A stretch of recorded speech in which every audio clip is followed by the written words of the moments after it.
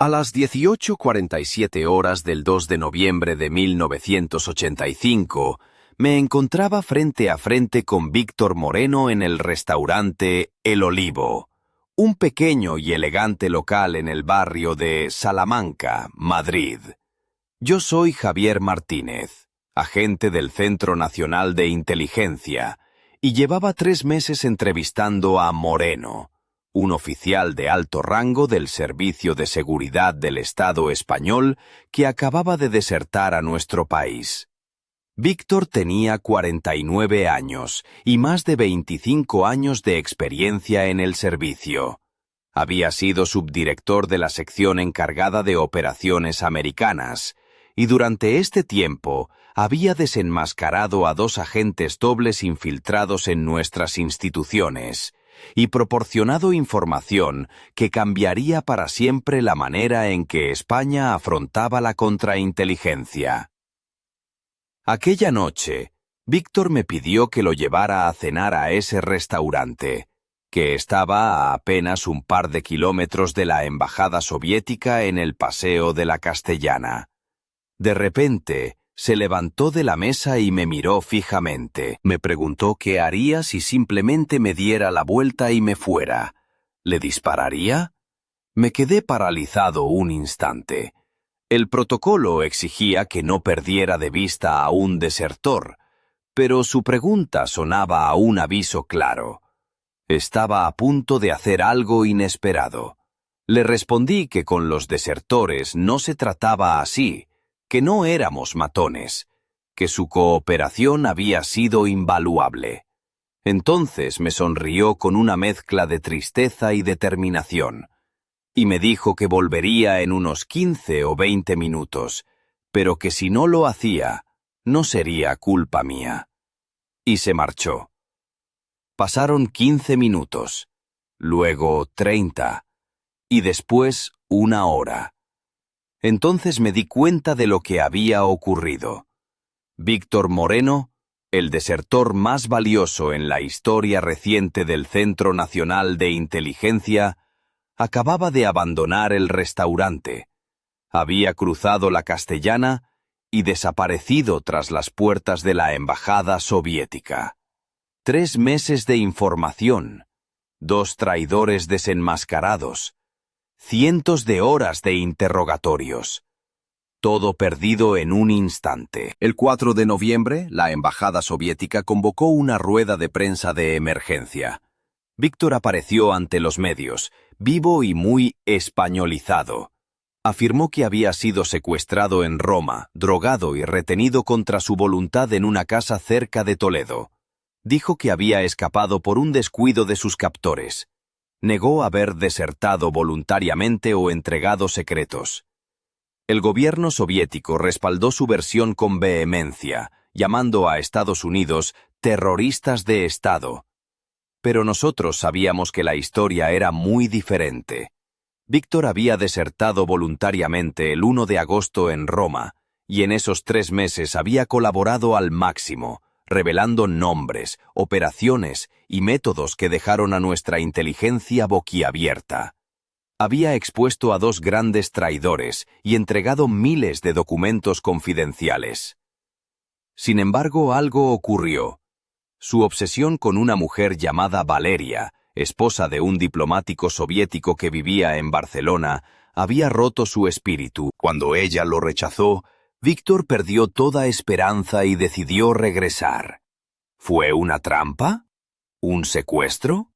¿O simplemente un hombre roto por el amor y la soledad? La verdad, como casi siempre en espionaje, es un laberinto oscuro. Yo fui testigo de todo. Soy Javier Martínez, y esta es la historia de Víctor Moreno, el hombre que entregó miles de secretos y luego volvió a las sombras del enemigo. Pero esta historia no termina aquí. Algo se esconde tras su redefección que nadie quiere contar. ¿Qué ocurrió realmente en esos minutos en el Olivo? ¿Quién movió las piezas en la sombra? Pronto lo sabremos. Cuando conocí a Víctor Moreno por primera vez, en aquel discreto piso franco en las afueras de Madrid, Lo primero que me llamó la atención fue su porte serio y esa mezcla de cansancio y determinación en sus ojos oscuros, que parecían haber visto demasiado. Siempre llevaba impecables trajes oscuros, pero con la camisa desabrochada en el cuello, como si quisiera quitarse la corbata invisible que le apretaba el alma. Sus zapatos, de cuero negro pulido, crujían con cada paso que daba en la estancia silenciosa. Valeria, la mujer que tanto atormentaba sus pensamientos, aparecía en sus relatos como una sombra seductora. Me contó que ella acostumbraba a vestir con elegancia clásica, blusas de seda blanca, faldas lápiz que ceñían sus curvas con discreción, y tacones rojos, un toque de rebeldía que contrastaba con su cabello oscuro y su piel ligeramente bronceada. Siempre llevaba un collar sencillo de oro, un detalle que, según Víctor, la hacía aún más inolvidable. Pero la historia no era solo de espionaje y secretos. También estaba la pasión, el deseo reprimido y ese juego peligroso de miradas furtivas en cenas oficiales y recepciones en el palacio de Cibeles. Víctor me confesó que su relación con Valeria fue un amor prohibido, un fuego que ardía bajo la fría vigilancia del régimen y de las estrictas reglas del servicio de seguridad. Era imposible no sentir cierta tensión cuando hablaba de ella. En más de una ocasión, su voz bajaba varios tonos y una sonrisa melancólica se dibujaba en su rostro, como quien recuerda un sueño del que sabe que no podrá despertar. Un día, en una reunión en un café en el barrio de Chamberí, Víctor bromeó conmigo. «Javier, si esto fuera una película, seríamos los protagonistas de un thriller de espías. ¿Y yo? El amante despechado que entrega secretos por amor, aunque con menos glamour y más café con leche». Me sorprendió su sentido del humor, tan seco y oscuro como el café que pedía. Pero la realidad era mucho más dura. Sabía que cada palabra que decía podía ser escuchada por alguien no deseado, que cada gesto podía ser interpretado como una amenaza o una traición. Y sin embargo seguía hablando, desgranando detalles que nos permitían entender la maquinaria invisible que movía el mundo del espionaje entre Madrid, Washington y Moscú. En esas semanas, Víctor me reveló cómo había sido su vida en la embajada soviética en Madrid durante los años 70, su trabajo como vigilante de posibles desertores y cómo había aprendido a detectar las grietas en la lealtad de sus colegas. Era como un juego de ajedrez, me dijo una vez, pero con piezas humanas que podían morir en cualquier momento. Pero incluso el mejor jugador puede perder la partida cuando el corazón se impone a la razón. Y mientras Víctor hablaba, yo sabía que estábamos al borde de algo grande, algo que nadie podría anticipar. Él no solo traía secretos, traía consigo un torbellino de emociones que amenazaba con destruirlo todo. Lo que entonces no imaginaba era que esa tormenta interna sería el detonante de un regreso inesperado, un acto que pocos podrían comprender y que marcaría para siempre la historia del espionaje español. Pero esa historia la contaré, poco a poco, en los próximos días. Porque detrás de cada secreto hay un hombre, y detrás de cada hombre, una verdad que a veces duele demasiado para ser aceptada. Durante esos días de interrogatorios en la casa segura de El Escorial, Víctor se mostraba como un hombre atrapado entre dos mundos, vestido siempre con camisas de colores neutros que resaltaban su piel pálida y unos pantalones de corte clásico que nunca parecían arrugarse, como si su apariencia impecable fuera el último vestigio de control en su vida desmoronada. Sus manos, delgadas pero firmes, jugaban constantemente con un reloj de pulsera antiguo, un regalo de su padre, que parecía marcar no solo las horas, sino también el ritmo de su tormento interior. Una tarde, mientras revisábamos algunos documentos que él mismo había entregado, Víctor me soltó una frase que me heló la sangre. Javier, en esto del espionaje no solo vendes información. A veces terminas vendiendo tu alma, incluso sin querer. Su mirada se clavó en la mía, y su voz bajó casi a un susurro. Y a veces, ni siquiera sabes si la recuperas. Lo que Víctor no sabía, o quizás sí, es que la información que nos había proporcionado estaba a punto de desatar un terremoto en las altas esferas del poder. Gracias a sus datos pudimos identificar a 2 agentes dobles que operaban dentro de nuestras instituciones. Una traición que nos había costado años de investigaciones fallidas y operaciones en vano. Pero el precio que Víctor pagaba era visible a simple vista. La depresión lo consumía lentamente. Las noches sin dormir se reflejaban en oscurecidos círculos bajo sus ojos, y la botella de whisky, que inicialmente había rechazado, se convirtió en su compañía más fiel. Recuerdo una noche en la que, con la voz temblorosa, me confesó que el único momento en que sentía alivio era cuando el alcohol le nublaba la mente y le permitía olvidarse por un rato de Valeria. Ella era su obsesión, su condena y su refugio.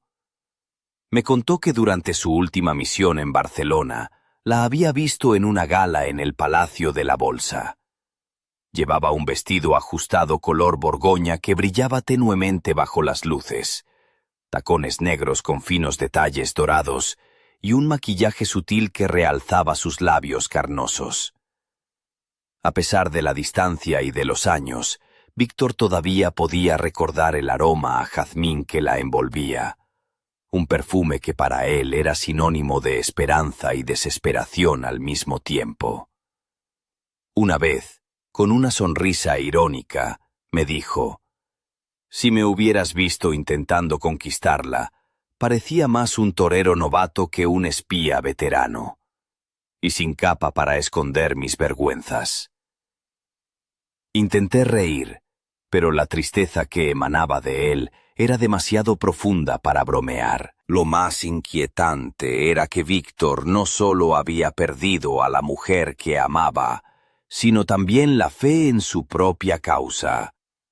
Cada secreto que entregaba a nuestro servicio parecía un golpe contra sí mismo, como si con cada revelación estuviera cavando su propia tumba emocional. Sin embargo, a pesar de todo, seguía ofreciendo detalles precisos sobre operaciones del Servicio de Seguridad del Estado, métodos de vigilancia, técnicas de reclutamiento y contraespionaje que nos permitieron reforzar nuestra seguridad interna y proteger a nuestros agentes en el extranjero. Pero esa colaboración no podía durar eternamente. Su obsesión con Valeria y la soledad que le consumía preparaban el terreno para un desenlace inesperado.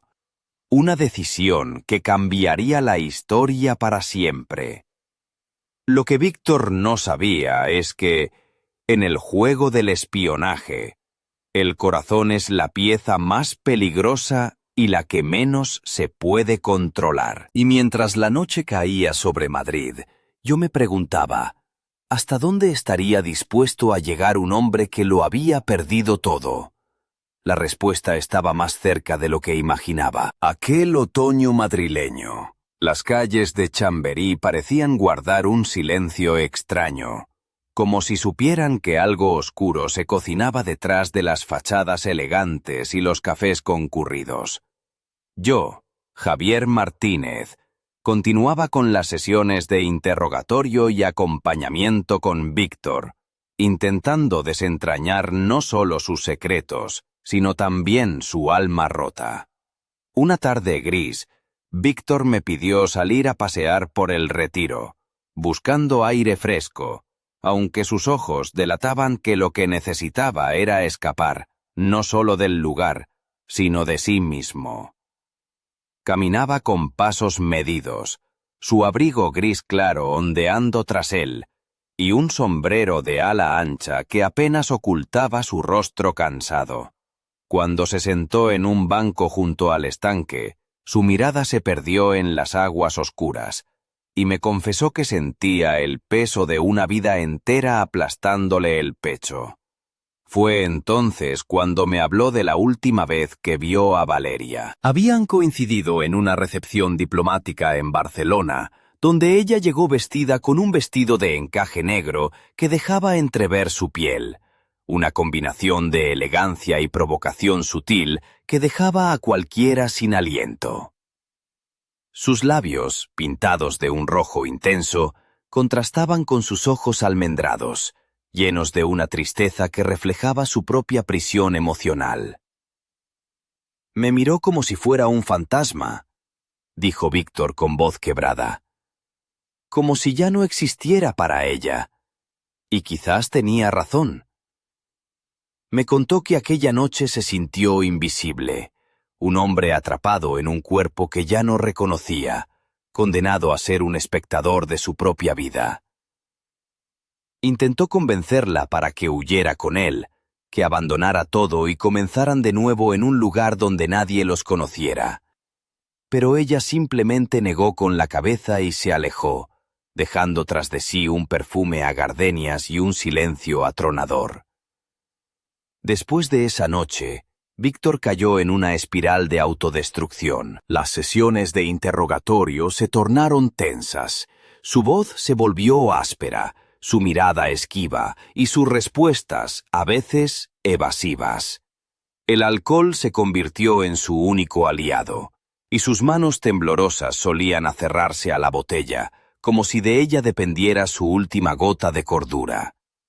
Intenté acercarme, ofrecerle apoyo, pero me encontraba con un muro invisible.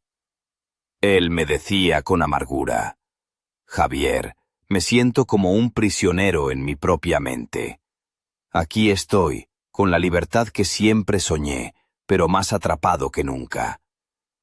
La casa segura donde lo alojábamos, un chalet en las afueras de la ciudad, con sistemas de seguridad a prueba de balas y cámaras en cada esquina, se había convertido en una cárcel para él. No había ventanas abiertas al mundo, solo un jardín cerrado y la constante vigilancia de agentes que le recordaban que, a pesar de su estatus, seguía siendo un rehén. Una noche, en un momento de lucidez y desesperación, me confesó que deseaba volver a casa, a pesar de todo, que la soledad y el exilio le pesaban más que cualquier castigo que pudiera recibir, que prefería enfrentarse a su destino en España o incluso en Moscú, antes que seguir viviendo en esa prisión dorada llena de sombras. Sus palabras me golpearon con fuerza. Por primera vez, entendí que el espionaje no solo es una cuestión de lealtades y traiciones, sino también de emociones humanas, de decisiones que nacen del corazón roto y no de la razón. Mientras lo escuchaba, supe que estábamos ante un punto de inflexión. Víctor estaba a punto de tomar una decisión que nadie podría prever ni controlar. Y con esa certeza, supe que la historia que estábamos escribiendo juntos estaba lejos de terminar. Porque en el espionaje, como en la vida, a veces la libertad es solo una ilusión, y el verdadero peligro está en lo que uno está dispuesto a arriesgar, por amor, por miedo o por desesperación. Aquella noche de noviembre en El Olivo, Madrid, la atmósfera era extrañamente cargada, casi como si el tiempo se hubiera detenido para observar lo que estaba a punto de suceder. Víctor Moreno había pedido que lo llevara a cenar fuera de la casa segura, un gesto que parecía inofensivo, pero que en realidad escondía una tormenta interna que pocos podían intuir. Entramos en el restaurante, un lugar discreto con luces cálidas que acariciaban las paredes de ladrillo visto y mesas vestidas con manteles blancos. Víctor eligió una mesa en un rincón, desde donde podía vigilar la entrada sin ser demasiado visible. Él llevaba una camisa azul marino, perfectamente planchada, con las mangas remangadas hasta el antebrazo, y unos pantalones de traje gris oscuro que contrastaban con sus zapatos de piel negra, relucientes y bien cuidados. Un reloj de acero inoxidable brillaba en su muñeca izquierda, el mismo que parecía marcar el ritmo de sus pensamientos. Mientras esperábamos, observé cómo se tocaba nerviosamente un anillo sencillo, sin adornos, que llevaba en el dedo meñique, un detalle que nunca antes había notado. Cuando le pregunté por él, me respondió con una sonrisa triste. Es un recuerdo de mi padre, algo que siempre me recuerda quién fui y quién quise ser. La camarera apareció con una bandeja de aperitivos, jamón ibérico, queso manchego y aceitunas de Aragón. Víctor probó un poco de cada cosa, pero su mente estaba claramente en otro lugar. De vez en cuando lanzaba miradas furtivas hacia la puerta, como si esperara que alguien entrara, o simplemente estuviera calculando una ruta de escape.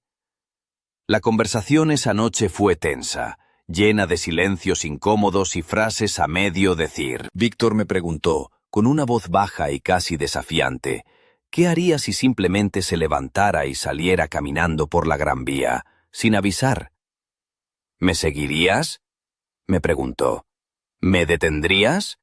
¿O simplemente me dejarías ir? Sentí un escalofrío recorrer mi espalda. En ese momento, entendí que no estaba frente a un desertor común, sino ante un hombre que luchaba contra sus propios fantasmas, y que la línea entre la lealtad y el abandono era más fina de lo que imaginaba. Le respondí con sinceridad. Víctor, no eres un prisionero, y no estamos aquí para encerrarte. Confío en ti, y sé que no harías algo sin pensarlo bien. Pero también sé que nadie puede obligarte a quedarte si tu corazón te dice lo contrario. Él sonrió, una sonrisa amarga que parecía esconder un adiós. Se levantó lentamente, se ajustó la chaqueta y me miró a los ojos. Entonces, Javier, ¿qué pasaría si me diera la vuelta y caminara hacia la embajada que está a solo un par de kilómetros de aquí? Antes de que pudiera responder, salió por la puerta con paso firme y decidido. Lo vi girar a la derecha, adentrándose en la fría noche madrileña, sus pasos resonando en la acera vacía. Los minutos se convirtieron en una eternidad. Esperé 15, 30, 60 minutos. Y nada. Víctor había desaparecido, como un fantasma que regresaba a donde nunca debió irse. Esa misma noche, las luces de la embajada soviética brillaban con intensidad, y Víctor Moreno había cruzado sus puertas, dejando atrás no solo a España, sino también a un mundo que ya no podía sostener. Lo que vino después fue un terremoto mediático y político, una historia que nadie esperaba, y que cambiaría para siempre la manera en que entendíamos la lealtad, el amor y la traición. Pero, ¿qué secretos guardaba Víctor al regresar? ¿Qué razones ocultas le llevaron a tomar esa decisión desesperada? La respuesta yace en las sombras de aquella noche, y en las piezas que aún faltan por encajar en este intrincado tablero de espionaje y emociones humanas. Cuando las primeras luces del amanecer iluminaron Madrid, la noticia de la inesperada redefección de Víctor Moreno corría como pólvora entre los despachos oficiales y las redacciones de los periódicos. En el Centro Nacional de Inteligencia, el ambiente era una mezcla de incredulidad, frustración y una urgente necesidad de entender qué había salido mal. Yo, Javier Martínez, seguía sentado en la sala de interrogatorios, intentando procesar lo ocurrido la noche anterior.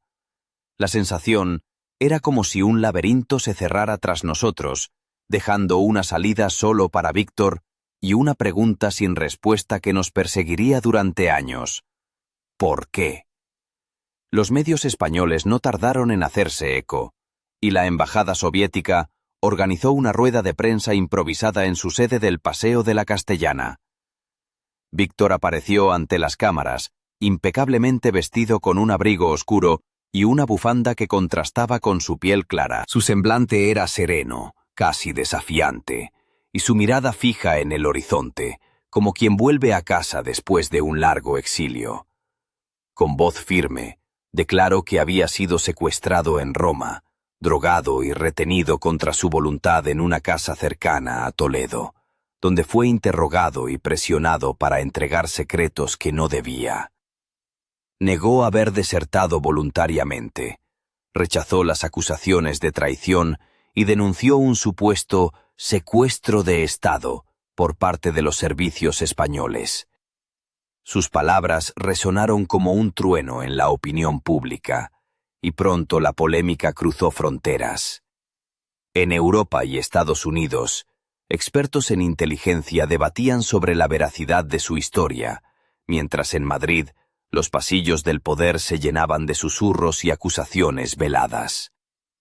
Pero detrás del espectáculo mediático, la verdad era mucho más compleja y oscura. Entre documentos clasificados y testimonios confidenciales, supimos que Víctor había entregado miles de páginas de información vital, incluyendo la identificación de agentes dobles y detalles de operaciones encubiertas que nos permitieron desarticular redes de espionaje en España y fuera de nuestras fronteras. Sin embargo, su estado emocional se deterioraba a ojos vista. La obsesión por Valeria, la mujer que no podía tener, y el aislamiento impuesto por la seguridad extrema comenzaron a manifestarse en comportamientos erráticos y episodios de depresión profunda. Los responsables del caso intentaron buscar soluciones. Mejoraron sus condiciones, le ofrecieron asesoramiento psicológico y hasta le propusieron la idea de escribir un libro para reconstruir su vida. Pero Víctor rechazaba todo, como si estuviera atrapado en una jaula invisible que él mismo había construido. En esos momentos entendí que la inteligencia no solo se gana con documentos o confesiones, sino también con la comprensión del alma humana, una lección que, lamentablemente, aprendimos demasiado tarde. Mientras el mundo observaba con atención, Víctor Moreno se convertía en un enigma viviente, un símbolo de la fragilidad que esconde el juego sucio del espionaje, donde nadie es completamente héroe ni villano. Pero lo que nadie sabía entonces, y que solo con el tiempo saldría a la luz, era que su regreso a la embajada no era solo un acto de desesperación, sino también una jugada maestra en un tablero donde nada es lo que parece. Y así, mientras Madrid despertaba entre rumores y dudas, yo me preparaba para descubrir los secretos que Víctor aún guardaba, secretos que podrían cambiar para siempre la historia del espionaje en nuestro país y más allá. Los días que siguieron a la rueda de prensa fueron un torbellino de rumores y análisis en los pasillos del Centro Nacional de Inteligencia. Víctor Moreno se había convertido en una figura envuelta en misterio y contradicciones, y nadie sabía con certeza si era un traidor arrepentido, una víctima de una operación psicológica o un peón en un juego mucho más grande. Mientras tanto, yo continuaba revisando los informes y documentos que él había entregado durante esos intensos meses de colaboración. Entre las páginas amarillentas y manuscritos emergía una red compleja de agentes dobles, operaciones encubiertas y técnicas de contrainteligencia que habían salvado a España de un grave daño. Víctor había sido una mina de oro para nuestro servicio, y sin embargo, ahora parecía haberse esfumado en las sombras. Una noche, en el despacho donde solía trabajar, encontré una carta sin remitente entre sus pertenencias, escrita con una caligrafía firme pero desesperada. En ella, Víctor confesaba su amor imposible por Valeria y revelaba que ese amor había sido su debilidad y su condena. Decía que había esperado poder construir una nueva vida lejos de las mentiras y el peligro, pero que la realidad lo había aplastado. Javier, decía, a veces el corazón es la trampa más cruel. He entregado secretos, he traicionado, pero nunca dejé de ser un hombre atrapado en sus propios deseos. Aquella carta fue una ventana a su alma, un testimonio sincero que rompía con la imagen fría y calculadora que muchos tenían de él. Pero también planteaba nuevas preguntas. ¿Hasta qué punto su emoción había influido en sus decisiones? ¿Había sido manipulada su vulnerabilidad? ¿O simplemente había perdido la batalla interna que todos enfrentamos alguna vez? En las semanas siguientes, la inteligencia española comenzó a evaluar las fallas en el manejo de Víctor. Se reconoció que, aunque su información había sido vital, el apoyo psicológico y la gestión personal habían sido insuficientes. Su caso se convirtió en un punto de inflexión para la agencia, que inició reformas para mejorar la atención a futuros desertores y colaboradores. Pero entre bastidores, rumores sobre la verdadera naturaleza de su regreso a la embajada soviética empezaron a circular. Algunos oficiales creían que Víctor había sido objeto de una operación de desinformación, un retorno, planeado para confundir y desmoralizar a las fuerzas españolas y occidentales. Otros, sin embargo, defendían que su redefección fue un acto genuino de desesperación y arrepentimiento, motivado por el corazón roto y el aislamiento. Lo cierto es que, mientras los expertos debatían y los medios seguían especulando, Víctor Moreno desapareció de la vida pública y oficial. Su figura se volvió un misterio, una sombra que parecía caminar entre dos mundos sin pertenecer completamente a ninguno. Pero la historia no terminó ahí. Un año después recibí una llamada anónima que me llevó a un pequeño pueblo en la sierra madrileña, donde alguien afirmaba tener información crucial sobre el paradero y la verdadera identidad de Víctor. Aquella llamada fue el comienzo de un nuevo capítulo, una búsqueda que me llevaría por caminos oscuros, donde se entrelazaban la traición, el amor y la intriga. Porque en el mundo del espionaje, la verdad siempre está oculta, y solo aquellos dispuestos a arriesgarlo todo pueden descubrirla. Aquella llamada me llevó hasta Rascafría, un pequeño pueblo perdido entre los pinos y las montañas de la Sierra de Madrid, donde el aire fresco y el silencio contrastaban con el peso de los secretos que parecía esconder. Allí, entre las callejuelas empedradas y las casas de piedra, me encontré con Elena, una mujer de mirada intensa y voz pausada que aseguraba haber conocido a Víctor después de su regreso a España. Elena vestía una blusa blanca de encaje, ligeramente transparente, que dejaba entrever una piel bronceada por el sol de la montaña. Su falda larga, de un tono azul profundo, se movía con gracia mientras caminábamos por el sendero que bordeaba el río Lozoya. Llevaba un colgante de plata en forma de llave, un símbolo que, según decía, guardaba secretos que solo unos pocos podían entender. Me contó que Víctor había vivido allí, en el anonimato durante meses, alejado de las luces y las cámaras, intentando reconstruir una vida que se le había desmoronado. Que su mirada, aunque cansada, aún conservaba esa chispa de inteligencia y determinación que lo había caracterizado siempre. Pero también me habló de sus noches inquietas, de los susurros que lo perseguían y de la sombra de Valeria que nunca lo abandonaba. Era como un hombre atrapado en una jaula invisible. Me dijo Elena, con una sonrisa triste. Quería ser libre, pero no sabía cómo. Durante nuestra conversación me mostró una carta que Víctor le había entregado poco antes de desaparecer de nuevo. En ella, confesaba que no podía escapar de su pasado, que la línea entre traidor y héroe era más fina de lo que imaginaba, y que su único deseo era encontrar la verdad detrás de las mentiras que lo habían consumido.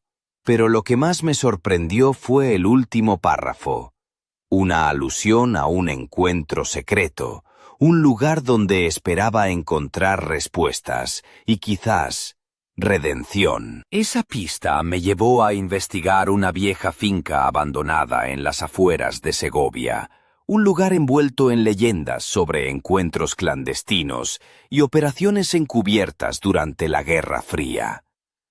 Llegar allí fue como adentrarse en otra época. Muros cubiertos de hiedra, ventanas rotas por el tiempo, y un silencio que parecía recordar los secretos susurrados entre sus piedras. Mientras revisaba el lugar, encontré un pequeño cuaderno con anotaciones en ruso y español, mezcladas con garabatos y mapas. Eran pistas, coordenadas, nombres, fragmentos de una historia que todavía no estaba completa. Cada página me acercaba más a la verdad, pero también me sumergía en un laberinto de conspiraciones donde nada era lo que parecía. Víctor Moreno no solo había sido un desertor y un traidor, parecía estar involucrado en un juego mucho más grande, donde sus sentimientos y decisiones personales se entrelazaban con operaciones internacionales y manipulaciones políticas. Mientras salía de la finca, con el cuaderno en mano y la mente llena de preguntas, supe que estaba a punto de descubrir secretos que podrían cambiar para siempre nuestra percepción del espionaje y la lealtad. Pero también comprendí que, en este mundo, la verdad tiene un precio, y que cada revelación puede abrir puertas peligrosas. A partir de ahora, cada paso que diera me acercaría a un desenlace que nadie esperaba, y donde Víctor Moreno seguiría siendo, por siempre, una sombra entre dos mundos. Las semanas siguientes fueron una carrera contrarreloj entre la búsqueda de respuestas y la sensación creciente de que alguien vigilaba cada uno de mis movimientos. El cuaderno hallado en la finca de Segovia contenía claves dispersas, nombres cifrados y referencias a operaciones que involucraban no solo a España y la Unión Soviética, sino también a potencias como Estados Unidos y Canadá. Víctor Moreno no era solo un desertor más. Su historia estaba entretejida con una red internacional de espionaje que trascendía fronteras. En una de las páginas, una frase llamó poderosamente mi atención. La verdad está en la sombra del olivo. Aquella alusión al restaurante donde Víctor había caminado hacia la embajada soviética parecía una invitación, o quizá una advertencia. ¿Qué secretos ocultaba ese lugar, ahora cerrado y transformado en una pizzería? Decidí regresar a Madrid para inspeccionar el local. La fachada había cambiado, pero al entrar, aún podía sentir el eco de aquella cena decisiva. Busqué entre los rincones y, tras un panel falso en la pared, descubrí una pequeña caja metálica con documentos y fotografías. Entre ellos, unas imágenes borrosas mostraban a Víctor en compañía de un individuo desconocido, vestido con traje oscuro y gafas de sol, en lo que parecía un encuentro clandestino. Pero lo más inquietante era una carta escrita a mano, en la que Víctor mencionaba su miedo a ser manipulado y su sospecha de que alguien dentro de su propio servicio estaba jugando en ambos bandos. El nombre Alonso aparecía repetidamente, un apodo que hasta entonces no había surgido en ninguna de nuestras investigaciones. Mientras examinaba aquel material, recibí una llamada anónima que solo dijo: «No confíes en nadie. Alonso está más cerca de lo que crees». El tono era frío, urgente, y la línea se cortó sin dar más explicaciones. De vuelta en mi oficina, la paranoia empezó a apoderarse de mí. ¿Quién era Alonso? ¿Era un agente doble? ¿Un traidor dentro de nuestras propias filas? ¿Y qué papel jugaba en la redefección de Víctor? Las piezas comenzaban a encajar, pero el rompecabezas se volvía cada vez más oscuro y peligroso. Cada avance parecía abrir nuevas preguntas, y cada respuesta llevaba a un callejón sin salida.